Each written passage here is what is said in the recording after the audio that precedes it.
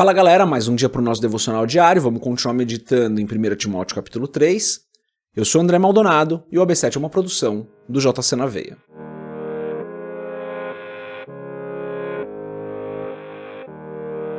Primeira Timóteo capítulo 3, dos versos 8 a 13, está escrito assim: Os diáconos igualmente devem ser dignos, homens de palavra, não amigos de muito vinho, nem de lucros desonestos. Devem apegar-se ao mistério da fé com a consciência limpa. Devem ser primeiramente experimentados. Depois, se não houver nada contra eles, que atuem como diáconos. As mulheres igualmente sejam dignas, não caluniadoras, mas sóbrias e confiáveis em tudo. O diácono deve ser marido de uma só mulher e governar bem seus filhos e sua própria casa. Os que servirem bem alcançarão uma excelente posição e grande determinação na fé, em Cristo Jesus, até aqui, até o verso 13, vamos fechar os nossos olhos, curvar nossa cabeça e fazer uma oração. Senhor, Tu és bom, Tu és o nosso Deus maravilhoso, Tu és eterno, o princípio e o fim, o Senhor é maravilhoso, perfeito, santo, justo, poderoso, digno, Tu és o nosso Deus soberano, não há outro sobre o Senhor. Perdoa, Senhor, os nossos pecados e as nossas falhas. Pai, tem misericórdia de nós, porque nós ainda erramos. Perdoa-nos da mesma forma que nós perdoamos as pessoas, para que nós não nos coloquemos no lugar de credores incompassivos. Ajuda-nos nessa jornada, Pai. Eu te agradeço por esse sábado, te agradeço porque o Senhor está conosco, te agradeço porque o Senhor tem nos abençoado e nos guardado, te agradeço porque o Senhor tem nos dado vida e vida em abundância. Te agradeço porque o Senhor mais uma vez permite que nós estejamos aqui. Eu peço em nome de Jesus, dá-nos um bom dia, para muitos de nós um dia de descanso, ajuda-nos, Senhor, durante todo o dia, e que nós vivamos o nosso dia para a Tua glória, cumprindo a Sua vontade, fazendo aquilo que o Senhor deseja que nós façamos. Eu oro, Pai, pedindo que o Senhor abençoe cada um de nós aqui, cada pessoa que está nos acompanhando nesse devocional. Que o Senhor fale com essas pessoas, derrame da sua provisão, da sua graça, do seu amor, do seu cuidado, da sua proteção e esteja conosco. Mas principalmente eu oro, Senhor, por aqueles que vêm à nossa mente e que ainda não se converteram, que ainda não aceitaram Jesus como Senhor e Salvador.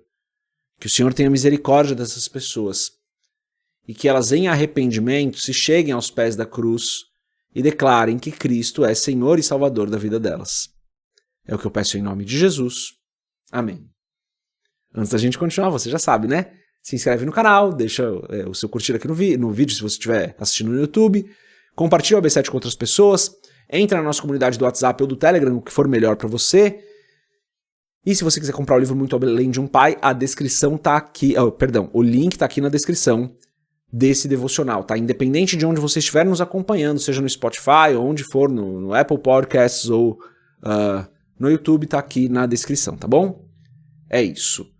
Lemos então dos versos 8 a 13 e é um texto muito interessante, porque agora Paulo começa a falar sobre o diaconato, servir ali a igreja de maneira diferente do que faz o bispo, né, que cuida da igreja, o diácono vai ali servir a igreja de uma forma diferenciada. Claro que tem um ponto muito importante aqui, né? Paulo destaca o papel da mulher aqui, então mulheres já sendo diáconas lá na igreja de Éfeso, provavelmente isso já estava acontecendo, e até talvez por isso que Paulo estivesse aqui declarando o objetivo da carta, né? Que o objetivo da carta é mostrar para Timóteo como a igreja deveria se comportar ao se reunir ali, né? Num geral é isso, né? Ele vai falar isso um pouco mais para frente, no capítulo 4 ele fala isso. Mas talvez por isso, né? Algumas mulheres já assumindo posições de liderança ali, de serviço, na verdade, né? Na igreja, com algum destaque, né? Paulo deixa isso claro no verso 13. Os que servirem bem alcançarão uma excelente posição e grande determinação na fé em Cristo Jesus. Certamente estavam alcançando ali uma posição de destaque na igreja. E talvez por isso tivesse alguns desvios ali, tá? A gente falou disso recentemente. Isso não é uma certeza, não está declarado aqui, mas provavelmente foi isso que aconteceu. Por isso que Paulo direciona algumas coisas para as mulheres nessa carta aqui para Timóteo. Mas o ponto mais interessante não é esse, claramente não é esse o ponto mais interessante.